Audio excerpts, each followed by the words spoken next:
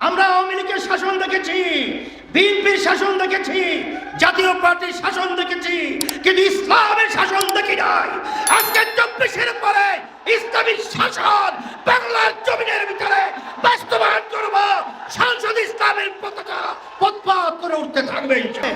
এই অন্তর্বর্তীকালীন সরকারের প্রধান তিনি কিন্তু বলেছিলেন, জাতির কাছে কমিটমেন্ট করেছিলেন যে আমাদের 3টা দায়িত্ব, একটা হলো সংস্কার, এরপরে দৃশ্যমান বিচার, এরপরে জাতীয় নির্বাচন।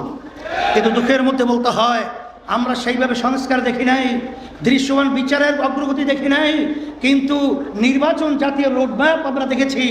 আমরা বলবো যে আপনারা জাতির সঙ্গে মনের আশা আকাঙ্ক্ষা পূরণ না করে আপনারা ক্ষমতায় থেকে আমাদেরকে হতাশ করেছেন।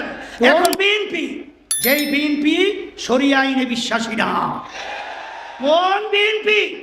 যেই বিএনপি বাংলাদেশের ইসলাম পন্থাদের উত্থান নিয়ে তারা বিঘ্নিত, চিন্তিত। কোন বিএনপি? তারেক রহমান বলেছেন এই বাংলাদেশের মধ্যে মৌলবাদের অভয়ারণ্য হতে দেওয়া যায় না, বাংলাদেশকে মুক্ত করতে হবে এবং বাংলাদেশের মধ্যে ইসলামের পতাকা আজকে সংসদের মধ্যে